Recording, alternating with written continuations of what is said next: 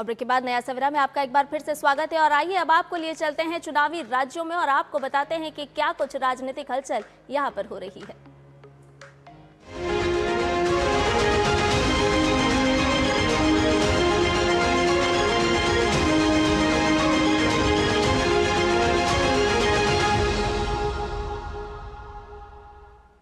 जनादेश में सबसे पहले खबर पश्चिम बंगाल से जुड़ी हुई, जहां चुनाव से पहले कुछ हिंसक खबरें भी आ रही हैं।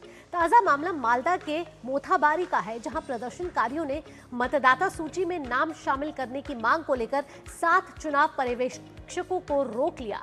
नौबत ऐसी आ गई कि हालात संभालने के लिए केंद्रीय बलों और पुलिस का सहारा लेना पड़ा और इसके बाद पर्यवेक्षकों को सही सलामत मालदा शहर वापस लाया गया। हालांकि पर्यवेक्षकों को तो सही सलामत लाया गया, लेकिन किस तरह से पश्चिम बंगाल में हालात बिगड़ रहे हैं, हिंसा और तनाव की तस्वीरें यहां पर सामने आ रही है, ये वास्तव में बता रही है कि ममता सरकार क्या वास्तव में पारदर्शिता के साथ चुनाव संपन्न कराना चाहती हैं। सवाल खड़े हो रहे हैं। कई सारे मोताबारी में चुनाव पर्यवेक्षकों को रोका गया, प्रदर्शनकारियों का यहां पर हंगामा भी देखने को मिला है। तो बंगाल में हिंसा और तनाव से जुड़ी हुई तस्वीरें भी लगातार निकल करके सामने आ रही है। वोटर लिस्ट में नाम शामिल करने की जिद है, इस जिद पर अड़े हुए हैं कई लोग और इसी वजह से ये जो तनावपूर्ण तस्वीरें हैं ये सामने आ रही है। 7 चुनाव पर्यवेक्षकों को जबरन रोकने का काम किया गया, यानी कि किस तरह से चुनाव संपन्न कराने में अड़ंगा डाला जाया जा सकता है, उसकी तैयारी एक तौर पर ये देख सकते हैं कि केंद्रीय बल और पुलिस ने किस तरह से स्थिति को संभाली। हालांकि ममता बनर्जी लगातार हिंसा को कहीं ना कहीं भड़काती हुई अपने बयान के माध्यम से नहीं है। पश्चिम बंगाल में अगर इस बार के विधानसभा चुनावों की बात की जाए तो कानून व्यवस्था एक बड़ा चुनावी मुद्दा है इस बार। और इस बीच मुख्यमंत्री ममता बनर्जी ने फिर केंद्रीय बलों को निशाना बनाया है। इससे पहले भी उन्होंने केंद्रीय बलों की आलोचना की है।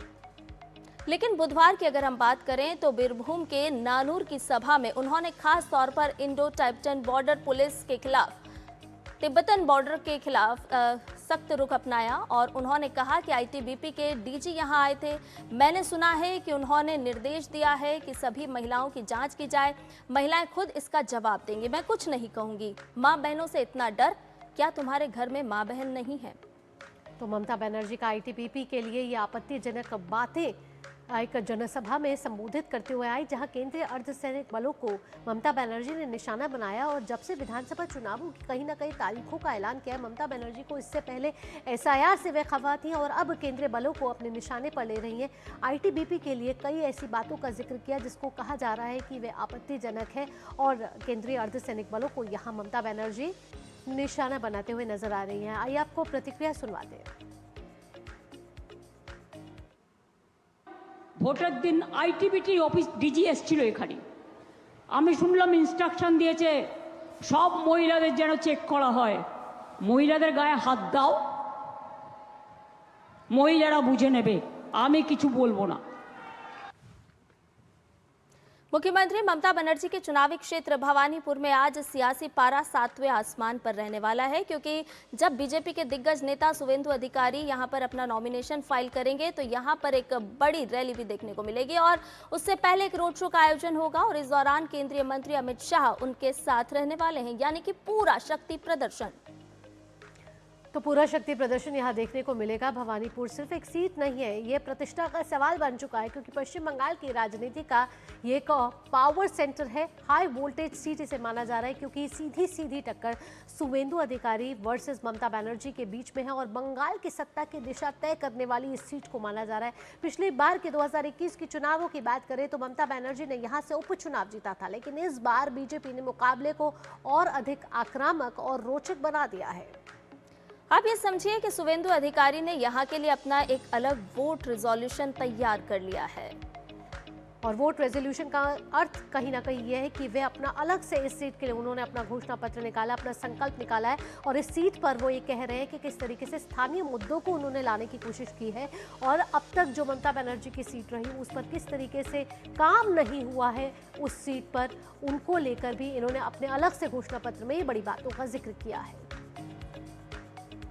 वहीं पश्चिम बंगाल में अवैध घुसपैठियों के मुद्दे पर भाजपा नेता मिथुन चक्रवर्ती ने बड़ी बात कह दी है। उन्होंने कहा है कि बंगाल के मुसलमान अवैध प्रवासियों की वजह से बुरी तरह से प्रभावित हो रहे हैं, क्योंकि उन्हें वो नौकरियां नहीं मिल रही हैं जिन पर उनका हक है।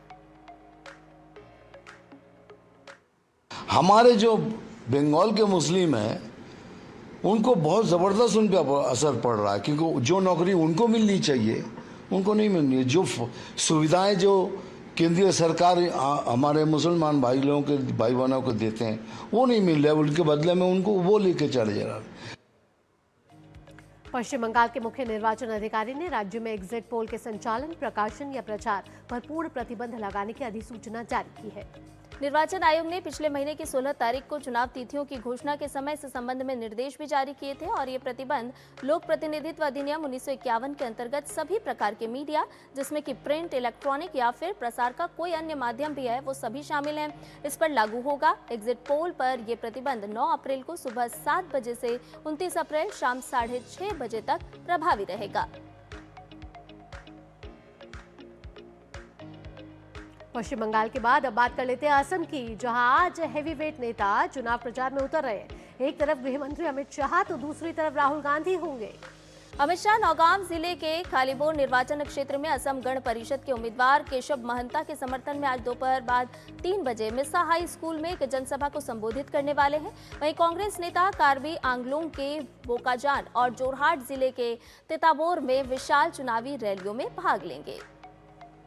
तो अमित शाह और राहुल गांधी आज चुनावी प्रचार करेंगे असम में, और इस समय राजनीतिक पार्टियों ने पूरी कमर कस ली, क्योंकि चुनाव की तारीख बेहद पास है और ऐसे में राजनीतिक पार्टी पूरी जोर आजमाइश के साथ जनता के समक्ष जा रही है और चुनावी वादों को कहीं ना कहीं उनके सामने रखने की कोशिश कर रही है। और इस समय हमारे संवाददाता सौरभ दत्ता कोलकाता से जुड़ गए और मिलेश धेमाजी असम से जुड़ गए।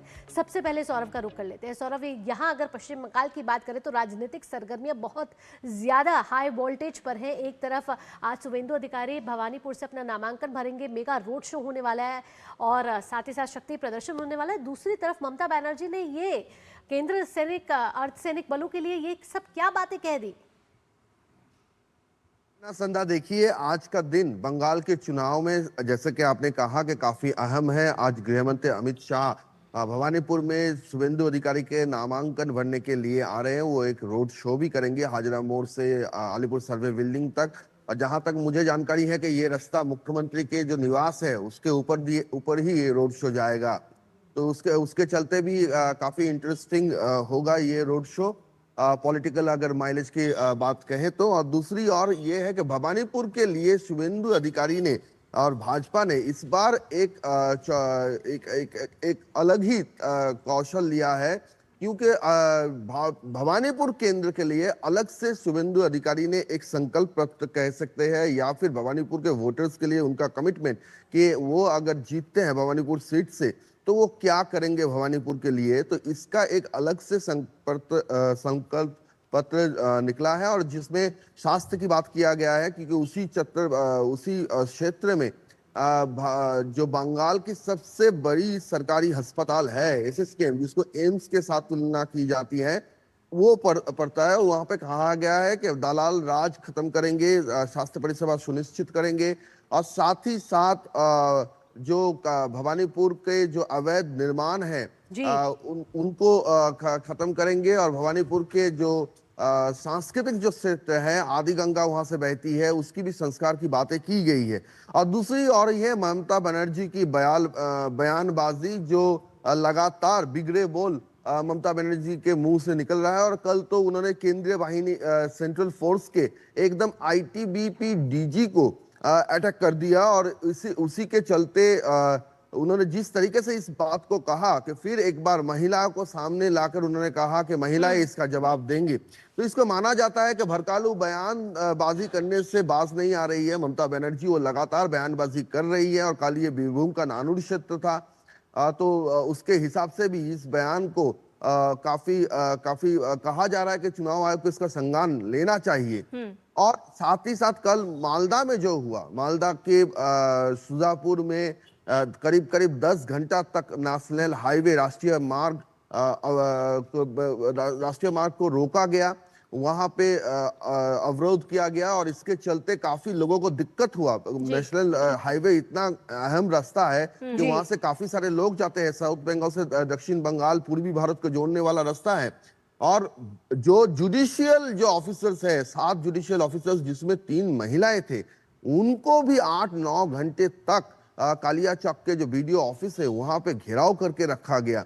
और इन सारी बातों को लेकर बीजेपी का कहना है कि सुप्रीम कोर्ट के गाइडलाइन के तहत, ऑब्जर्वेशन के तहत ये जुडिशियल ऑफिसर्स काम कर रहे हैं। आज वो भी सुरक्षित नहीं है बंगाल में। वहां पे महिलाएं थे, रात भर 9 घंटे तक एक जगह पे घेराव होकर रहना, और साथ ही साथ कोलकाता हाईकोर्ट एडमिनिस्ट्रेशन को उन्होंने चिट्ठी दिया, डीजी से रिपोर्ट मांगा चुनाव आयोग ने। तो इतनी सारी बातें बंगाल में हो रही है, तो बंगाल की जो लॉ एंड ऑर्डर स्थिति है उसको लेकर फिर एक बार सवाल खड़ा कर रही है। सबसे बीजेपी का कहना है असल में ममता बनर्जी जिस तरह से पब्लिक रैलीज में भड़कालू बयान दे रही है, और इसके साथ वो बयान जो मार्च के पहले वीक में ममता बनर्जी ने दिया था कि अगर एक समुदाय एकजुट हो जाता है तो 1 सेकंड लगेगा, तो एक समुदाय कल एकजुट बिल्कुल हुआ सौरभ, था। यानी कि अगर हम आज के दिन की बात करें तो आज शुवेंदु अधिकारी के पर्चे की चर्चा है, और वहीं अगर हम ममता बनर्जी के बयानों को देखें तो घमासान और भी बढ़ता हुआ नजर आ रहा है।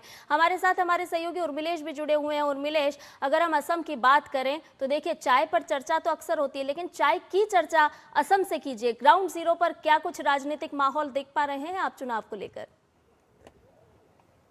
जी बिल्कुल, देखिए जैसे जैसे जो है मतदान के दिन नज़दीक आ रहा है, वैसे वैसे यहाँ पर जो सियासी पारा है कहीं ना कहीं चढ़ता हुआ दिखाई दे रहा है। और काफ़ी दिलचस्प यहाँ पे जो है इस समय जो है चुनाव जो है अपने मोड़ पे है। ये जो आज की अगर बात की जाए तो आज भी जो है तमाम राजनीतिक दलों के स्टार प्रचारक जो है उतरेंगे मैदान में, अपने अपने जो उम्मीदवार हैं उनके पक्ष में वोट मांगेंगे, तब चाहे वो कांग्रेस हो या भारतीय जनता पार्टी हो। अगर कल की बात करें तो कल प्रधानमंत्री यहाँ पर थे, प्रधानमंत्री ने कल यहाँ पर 2 चुनावी जनसभाओं को संबोधित किया। उसके अलावा अगर बात करें कांग्रेस की तो कांग्रेस की तरफ से प्रियंका यहाँ पर कल जो है मैदान में उतरी थी। तो निश्चित तौर से जैसे जैसे मतदान का दिन नजदीक आ रहा है, तमाम जो राजनीतिक दल हैं और राजनीतिक दलों ने भी जो आजमाइश जो है तेज कर दी है। साथ ही आरोप प्रत्यारोप के अलावा जो है यहाँ पर बात की जाए तो वोटरों को लुभाने की जो है यहाँ पर तमाम उम्मीदवार जो है कोशिश कर रहे हैं। ऐसे में बात अगर ऊपरी आसाम की करें, आज हम ऊपरी आसाम में है, तो ऊपरी आसाम में पिछली बार सबसे अधिक सीटें जो भारतीय जनता पार्टी को मिली थी, और इस बार देखना होगा कि ये ऊपरी आसाम में क्या समीकरण बनते हैं, किस तरीके से जनादेश देते हैं। वहीं अगर बात की जाए असम के पूरे भौगोलिक की, तो यहाँ पर जो है आधी आबादी के आधा ही वोट हैं ये कह सकते हैं, क्योंकि जो यहाँ पर कुल मतदाता हैं वो 2 करोड़ जो है 50 लाख के आसपास है। ऐसे में आधी आबादी के 1 करोड़ 25 लाख के आसपास जो है यहाँ पर जो है मतदान वो करेंगे आधी आबादी। तो ये आधी आबादी इस समय जो है किधर जाएगी और किसकी दिशा तय करेगी, क्योंकि पूरा चुनाव निर्भर करता है महिलाओं पे, आधी आबादी पे। तो इसलिए ये कहा जा रहा है कि तमाम जो राजनीतिक दल हैं वो राजनीतिक दल कहीं ना कहीं महिलाओं को अपने पक्ष में लुभाने की कोशिश कर रहे हैं, और यही देखा भी जा रहा है। तब चाहे भारतीय जनता पार्टी का मैनिफेस्टो हो, संकल्प पत्र, या फिर कांग्रेस का गारंटी पत्र हो, दोनों के केंद्र में जो है यहाँ पर महिलाएं हैं। तो इस बार का चुनाव काफी दिलचस्प जो है आसाम से देखने को मिलेगा। बिल्कुल दिलचस्प होता जा रहा है यहाँ चुनावी प्रचार, और बड़े बड़े नेता अब चुनावी मैदान में उतर रहे हैं और जोर आजमाइश पूरी तरीके से जारी है। समय आरोप प्रत्यारोप का दौर भी लगातार जारी है और वार पलटवार यहाँ करे जा रहे हैं। तो चुनाव जो है, चुनावी समर इस समय बहुत ही रोमांचक हो चुका है। तमाम जानकारियों के साथ सौरभ और उर्मिलेश, बहुत बहुत धन्यवाद आपका।